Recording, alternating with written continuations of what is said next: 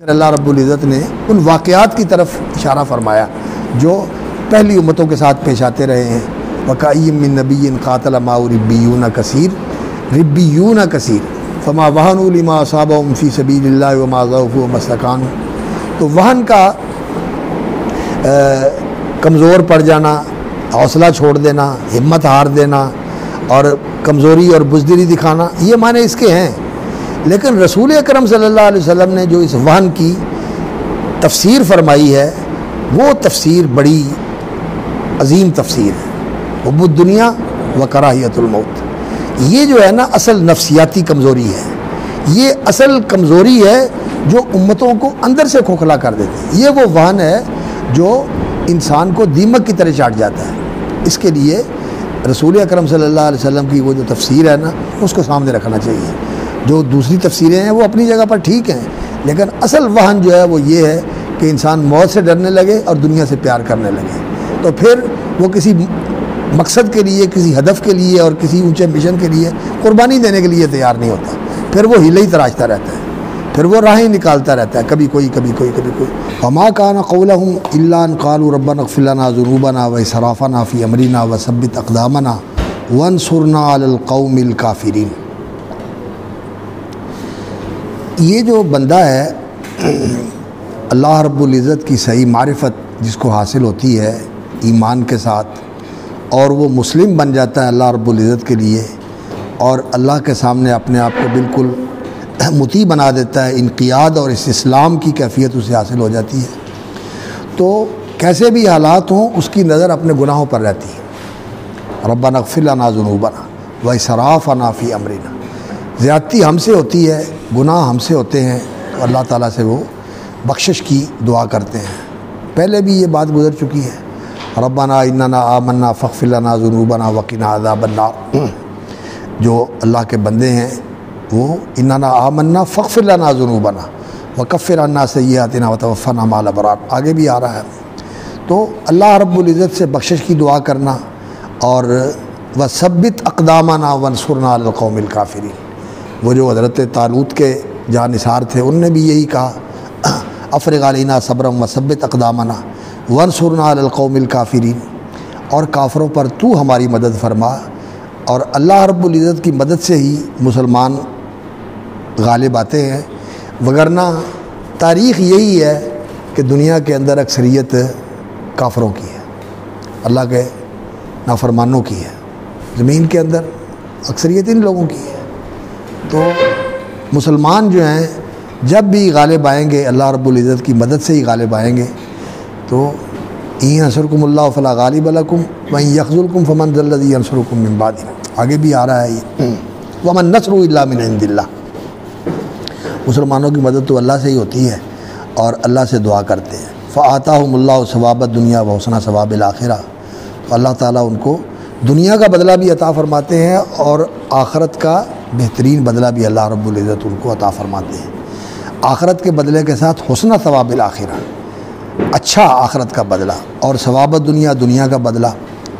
تو پیچھے جو ہے حج کی آیات کے اندر منہم من یقول ربنا آتنا فی الدنیا، صرف دنیا مانگنے والے جو ہیں یہ لوگ تو جن کی نگاہ صرف دنیا تک محدود ہے اور اسی کی طلب، کوشش بھی اسی کے لیے کرتے ہیں، اور اللہ سے بھی طلب کرنی ہو تو دنیا طلب کرتے ہیں، تو اللہ رب العزت کہتے ہیں کہ یہ بالکل بے قیمت لوگ ہیں۔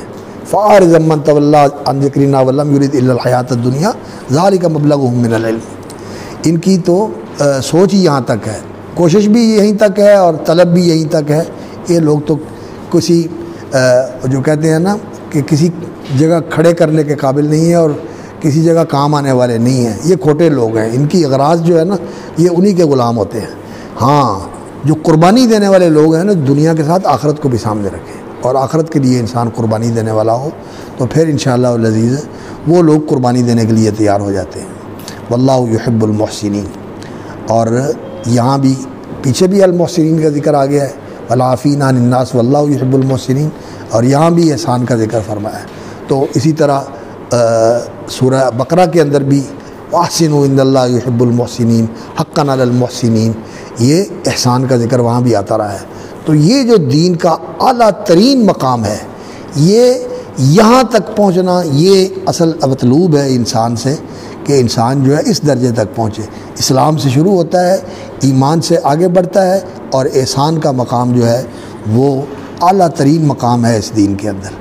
یا ایھا الذین آمنوا ان تطیعوا الذین کفروا یردوکم علی اعقابکم فتنقلبوا خاسرین، پیچھے بھی یہ بات گزر چکی، ان تطیعوا فریقا من الذین اوتوا الکتاب، اور اب یہ سارے کافروں کی ذہنیت اور ان کی اصلیت بتا دی کہ یہ یہی چاہتے ہیں، ولن ترضی عنک الیہود ولا النصارى حتی تتبع ملتہم، ولن ترضی عنک الیہود والنصارى حتی تتبع ملتہم، اور اسی طرح یہ بھی فرمایا کہ ود کثیر من الکتاب لو یردونکم من بعد ایمانکم کفارا حسدا من عند انفسہم من بعد ما تبین لهم الحق۔ تو کافر جو ہیں یہ سارے یہی چاہتے ہیں کہ یہ ہمارے ساتھ عامل ہیں، یہ ہمارے ساتھ عامل ہیں۔ اللہ تعالیٰ بڑی مدد کرنے والا۔ سنلقی فی قلوب الذین کفروا الرعب بما اشرکوا باللہ ما لم ینزل بہ سلطانا، اور فرمایا ہم ان کے دلوں میں رعب ڈال دیں گے، مشرکوں کے دلوں میں، کیونکہ یہ اللہ رب العزت کے ساتھ ایسی چیزوں کو شریک ٹھہراتے ہیں ما لم ینزل بہ سلطانا، جس کی کوئی نہ عقلی دلیل ہے نہ نقلی دلیل ہے۔ توہم پرست ہوتا ہے نا مشرک جو ہے یہ توہم پرست ہوتا ہے، اس لیے توہم پرستی کی ہماری شریعت میں کوئی گنجائش نہیں ہے، اس کا قلع کما کرتی ہے۔ یہ دو ہی چیزیں ہیں، یا تو کوئی چیز محقق مصدق معلوم ہو سائنٹیفک، وہ آپ کریں، یہ دوائی ہے، یہ بیماری ہے، یہ تجزیہ ہوا ہے، اس کا یہ علاج ہے، یہ کر لو، یہ تو محقق مصدق چیز ہوگی، یا قرآن کی کوئی بات ہو، اللہ کے رسول کی کوئی بات ہو، وحی کی بات ہو، وہ سچی بات ہے کہ اللہ تعالیٰ ایسے کرتا ہے، وہ بات ہے۔ باقی جو توہمات ہیں، جو لوگوں کی خرافات ہیں، جو لوگوں کے بنائی ہوئی چیزیں ہیں، ان کی کوئی حقیقت نہیں ہے زندگی کے اندر، ان کی کوئی حقیقت نہیں ہے۔ تو ما لم ینزل بہ سلطانہ، یا تو کوئی واقعاتی تصدیق ہو یا پھر اللہ رب العزت کی طرف سے کوئی برہان ہو، لیکن شرک کی بنیاد ساری توہمات کے اوپر ہے، ظنون و اوہام کے اوپر ہے۔ ومأواہم النار وبئس مثوی الظالمین، اور واقعتاً اس موقع پر اللہ رب العزت نے ہی ان کی مدد فرمائی تھی کہ ان کافروں کو یہ ہمت نہیں ہوئی کہ یہ پھر اس جنگ سے پوری طرح فائدہ اٹھا پاتے، نقصان کیا، زک پہنچائی اور بڑا نقصان ہوا مسلمانوں کا، لیکن اس سے پورا فائدہ حاصل کرنے کا اللہ تعالیٰ نے ان کو موقع نہیں دیا، ان کے دلوں میں رعب ڈال دیے، بھاگ گئے، جان بچا کے بھاگ گئے۔ وَلَقَدْ صَدَقَكُمُ اللَّهُ وَعْدَهُ إِذْ تَحُسُّونَهُم بِإِذْنِهِ حَتَّى إِذَا فَشِلْتُمْ وَتَنَازَعْتُمْ فِي الْأَمْرِ وَعَصَيْتُم مِّن بَعْدِ مَا أَرَاكُم مَّا تُحِبُّونَ مِنكُم مَّن يُرِيدُ الدُّنْيَا وَمِنكُم مَّن يُرِيدُ الْآخِرَةَ۔ یہ جو آیت ہے یہ بتاتی ہے اصل کہ اللہ رب العزت کی آئی ہوئی مدد بھی ہٹ جاتی ہے، اٹھ جاتی ہے، اور جیتا ہوا مارکا بھی انسان ہار جاتا ہے، اور اس کا سبب کیا ہوتا ہے؟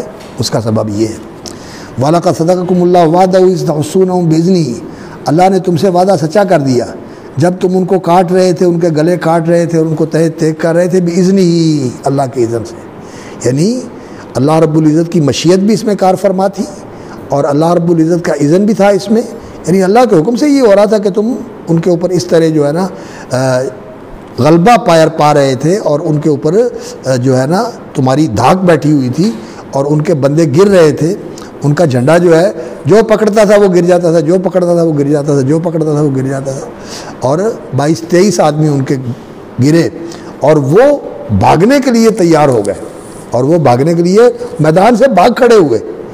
جب وہ میدان سے بھاگے اور مسلمانوں نے ان کا پیچھا کرنا شروع کر دیا، اور پھر وہ جو درے کے اوپر کھڑے ہوئے تھے جبل الرومات کے اوپر، انہوں نے یہ منظر دیکھا کہ مسلمان ان کا پیچھا کر رہے ہیں، تو دو چیزیں ان کے سامنے تھیں، ایک تو یہ کہ اس طرح فتح ہمیں مل جائے گی، ہم ان بھاگنے والوں کو جا کر قتل کریں، ان کا نقصان کریں، اور دوسرا کو مال کی بھی انسان کے لالچ آ جاتی ہے کہ مال غنیمت بھی مل جائے گا۔ تو فتح کا بھی جو ہے نا یہ کہ اس کو ہم ایسی فیصلہ کن فتح بنا لیں کہ جتنے آئے ہوئے ہیں نا یہ بچ کے نہ جائے، یہ بھی ہو سکتا ہے ان کے دل میں وہ بات۔ یہ فتح بھی جو ہوتی ہے نا یہ بھی انسان کو پسند ہوتی ہے، وَأُخْرَىٰ تُحِبُّونَهَا نَصْرٌ مِّنَ اللَّهِ وَفَتْحٌ قَرِيبٌ، اللہ مدد کر دے اور قریبی فتح مل جائے، یہ بھی انسان کی ایک چاہت ہے، مال غنیمت بھی ایک چیز ہے، وہ بھی انسان چاہتا ہے۔ تو بہرحال یہ چیزیں ساری جو ہے نا یہ ہمارے ساتھ تعلق رکھنے والی، میری فتح ہو جائے، مجھے مال مل جائے، مجھے حکومت مل جائے، مجھے غلبہ مل جائے، لیکن اللہ رب العزت کو کیا پسند ہے؟ اللہ رب العزت کو یہ پسند ہے کہ میرا بندہ خالص ہو کے میرے لیے اپنا سب کچھ قربان کر دے۔ تستحسونهم بإذنی حتی اذا فشلتم وتنازعتم فی الامر وعصیتم من بعد ما اراکم ما تحبون. تو یہاں جو مسلمانوں سے کمزوری ہوئی نا، اللہ تعالیٰ نے اس کی طرف اشارہ کیا ہے. فشل کہ تم کھڑے نہیں رہ سکے، پھسل گئے. جہاں کھڑے ہونا تھا وہاں کھڑے نہیں رہ سکے، پھسل گئے. ایک تو یہ کہ جگہ چھوڑ دی، اور دوسرا یہ ہے کہ جو تمہارا عظیمت کا مقام ہے، پختگی کا مقام ہے کہ اللہ کے رسول یہاں کھڑے کر گئے ہیں، ہم نے یہاں سے پیچھے نہیں ہٹنا. ایک تو ایک جگہ ہوتی ہے نا کھڑا کر گئے ہیں، اور ایک وہ موقف ہوتا ہے کہ اس موقع پہ اللہ کے رسول کھڑے کر گئے. یہ سنت ہمیں دے گئے ہیں، یہ منہج ہمیں دے گئے ہیں، یہ عمل ہمیں دے گئے ہیں، اس عمل سے ہم نے پیچھے نہیں ہٹنا. یہ بھی تو ایک چیز ہے نا جس کے اوپر ہم نے استقامت دکھانی ہے. تو ہم اس کو بھی چھوڑ دو، اس کو بھی چھوڑ دو، اس کو بھی چھوڑ دو، اس کو بھی چھوڑ دو، باقی کیا رہ جائے گا؟ کچھ بھی نہیں، کچھ بھی نہیں رہ جائے گا. یہ چھوڑنے والی کام نہیں ہے. فشل نہیں ہونا. فشل کیا ہوتا ہے؟ انسان کا ناکام ہو جانا، انسان جگہ چھوڑ دے، انسان ہار جائے، پسپا ہونا شروع ہو جائے. پھر پسپائی کی کوئی حد نہیں ہے، پھر وہ نیچے گرنا شروع ہو گیا، پتہ نہیں کہاں جا کے گرے گا. اس لیے نہیں، انسان مقاومت کرے. اور وہ اب اس چیز کا فیصلہ کرنا کہ اس میں کون سی ایسی چیز ہے کہ پیچھے ہٹا جا کے پھر دوبارہ آگے جایا جا سکتا ہے، اور کون سی ایسی چیز ہے کہ یہاں سے انسان پیچھے ہٹ جائے گا تو انسان نے بالکل اپنا موقف ختم کر دیا. اس کے لیے تفقہ فی الدین کی ضرورت ہوتی ہے. یہ تفقہ فی الدین، من یرید اللہ بہ خیرا یفقہہ فی الدین لیتفقہوا فی الدین. اس لیے جو ہے نا علماء کے پاس دین کا فہم ہے، اور ان کی بات دین کے اندر حیثیت رکھتی ہے. اور اگر ان کی بات نہ مانی جائے اور ان کو نظر انداز کر دیے جائے، اور فیصلے کریں کون؟ جرنیل کریں فیصلے کریں کون؟ بیوروکریٹ کریں فیصلے کریں جج، فیصلے کریں دوسرے لوگ جن کو دین کا پتہ نہیں ہے، تو پھر امت والی بات نہیں رہتی، اللہ کی مدد بھی نہیں آتی. وَتَنَازَعْتُمْ فِي الْأَمْرِ وَعَصَيْتُمْ مِنْ بَعْدِ مَا أَرَاكُمْ مَا تُحِبُّونَ. اور تم نے اللہ کے حکم کی نافرمانی کی، کیونکہ جو اللہ کے رسول کا حکم تھا وہ اللہ کا حکم تھا، تو معصیت ہو گئی تم سے. اور وہ پڑھ کے دیکھ لیں آپ، نبی صلی اللہ علیہ وسلم نے کس طرح تاکید فرمائی ہے. یہ ہو جائے تب بھی نہیں چھوڑنا، ایسے ہو جائے تب بھی نہیں چھوڑنا، یہ ہو جائے تب بھی نہیں چھوڑنا، غالب آ جائیں، مغلوب ہو جائیں، حتیٰ کہ ایسی صورت پیش آ جائے کہ ہماری لاشوں کو بھی کوئی دفنانے والا نہیں ہے، آپ نے یہ جگہ نہیں چھوڑنی. ایسی باتیں نبی صلی اللہ علیہ وسلم نے فرمائی. پھر وہ بھول گئے. ویسے ہوئی تو ان سے غلطی، انہوں نے یہی کہا تھا کہ یہ بات جو ہے نا شاید اس وقت کی ہے جب شکست ہو جائے، جب فتح ہو جائے تو پھر تو اب تو فتح ہو گئی، اب تو اس فتح کو مکمل کرنے کی ضرورت ہے. ہمارا ان کے بارے میں حسن ظنی ہے، لیکن بعض اوقات انسان غلطی کر جاتا ہے، سمجھنے میں تعویل کرتا ہے لیکن خطا کر جاتا ہے. تو شاید انہوں نے غلطی کی ہوگی تعویل کے اندر، لیکن دل میں ان کے یہی ہوگا کہ اس فتح کو مکمل کرنے کے لیے ہم آگے بڑھیں. لیکن اللہ کے رسول کی بات کی مخالفت ہو گئی، اور اللہ رب العزت نے اس کو معصیت قرار دیا. وَعَصَيْتُم مِّن بَعْدِ مَا أَرَاكُم مَّا تُحِبُّونَ مِنكُم مَّن يُرِيدُ الدُّنْيَا وَمِنكُم مَّن يُرِيدُ الْآخِرَةَ. تم میں سے کچھ وہ تھے جو دنیا چاہتے تھے، اور کچھ وہ تھے جو آخرت چاہتے تھے. ثُمَّ صَرَفَكُمْ عَنْهُمْ لِيَبْتَلِيَكُمْ. تو یہ اس وقت کی کیفیت تھی جس کی وجہ سے یہ سارا معاملہ الٹ گیا. تو اللہ رب العزت نے صَرَفَكُمْ عَنْهُمْ، کہاں تھے؟ ان کو مار رہے تھے، ان کا پیچھا کر رہے تھے، اور غنیمت لوٹ رہے تھے، اور وہ بھاگ رہے تھے، اور یہ پیچھے ان کا تعاقب کر رہے تھے. اور پھر کہاں یہ صورتحال ہوگی کہ وہ پلٹ کے آ گئے. خالد رضی اللہ تعالیٰ عنہ اس وقت تک ان کے کمانڈر تھے، اور اس دستے کے اکرمہ ابن ابی جہل اور خالد بن ولید یہ اس کے کمانڈر تھے، ان کے معاون تھے اکرمہ، اور اصل جو کمانڈر تھے وہ خالد بن ولید تھے، جو ان کا سوار دستہ تھا. 300 گھوڑ سوار تھے. اس گھوڑ سوار دستے کے سوار کے امیر جو تھے وہ خالد بن ولید تھے. تو وہ انہوں نے جب دیکھا کہ وہ درہ خالی ہو گیا ہے، پہلے اس طرف سے انہوں نے آگے بڑھنے کی کوشش کی. مسلمانوں کو نبی صلی اللہ علیہ وسلم نے جو محلے اپنے لیے جو میدان منتخب کیا تھا، پیچھے آپ صلی اللہ علیہ وسلم کے احد تھا، اور آگے مدینہ تھا، اور آگے سے یہ کافروں کی فوج تھی. تو پیچھے سے آپ صلی اللہ علیہ وسلم کو کوئی خطرہ نہیں ہے، ادھر درے کی طرف سے آنے کا تھا، یہاں ان کو کھڑا کیا ہوا تھا، اور باقی آپ صلی اللہ علیہ وسلم کے ادھر ادھر جو ہے نا وہ احد کی آڑ تھی، آپ کو خطرہ نہیں تھا. تو آپ صلی اللہ علیہ وسلم تیروں کے ساتھ، تلواروں کے ساتھ اور پتھروں کے ساتھ اس فوج کا مقابلہ کر سکتے تھے. بڑا آپ صلی اللہ علیہ وسلم نے صحیح محل وقوع منتخب کیا تھا. تو جب یہ درہ خالی ہوا تو خالد نے جو پہلے کوشش کی تھی اور پیچھے بھاگتے رہے تھے، پیچھے جاتے رہے تھے، کیونکہ یہ تیر اندازی کرتے تھے، تو انہوں نے جب دیکھا یہ خالی ہو گیا ہے 10-11 بندے رہ گئے، ایک امیر ہے اور اس کے ساتھ ان کے 9-10 ساتھی ہیں، انہوں نے پھر آ کر ان سب کو ختم کر دیا اور ختم کر کے پھر حملہ کر دیا۔ اور جب یہ مسلمان ان کا پیچھا کر رہے تھے لوٹنے کے لیے، ان کے اوپر پیچھے سے حملہ کر دیا، اور پیچھے سے جب حملہ ہوا تو پھر شیطان نے بھی کہا کہ وہ پیچھے دیکھو، تو وہ بھاگتے ہوئے پیچھے آ گئے، ادھر سے یہ چلے گئے، ادھر سے وہ مڑ کے آ گئے، درمیان میں مسلمان ہو گئے اور بہت نقصان ہوا۔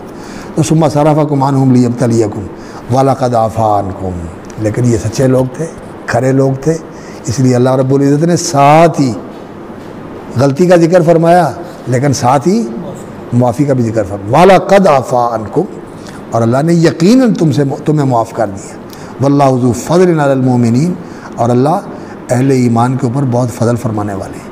اِذْ تُصْعِدُونَ وَلَا تَلْوُونَ عَلَىٰ أَحَدٍ وَالرَّسُولُ يَدْعُوكُمْ فِي أُخْرَاكُمْ فَأَصَابَكُمْ غَمًّا بِغَمٍّ، یہاں بات پھر کریں گے انشاءاللہ۔